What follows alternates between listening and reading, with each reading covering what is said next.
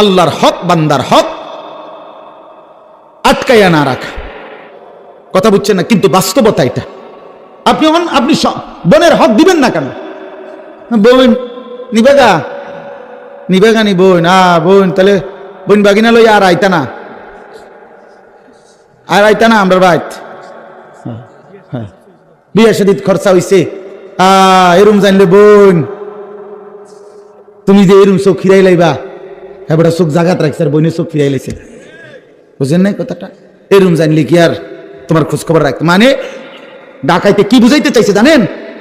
এই ভাই নামের এই ডাকাতে বুঝাইতে চায় যে গ্রামের সমস্ত মানুষ আমার ঘরে যদি দুগা ভাত খাইতে হয় কোনো অসুবিধা নাই, এমনি খাইতে পারবে, কিন্তু আপন বোন আর বাগিনা যদি আমার ঘরে দুগা ভাত খাইতে হয় তাহলে জমি দিয়া ভাত খাইতে হবে।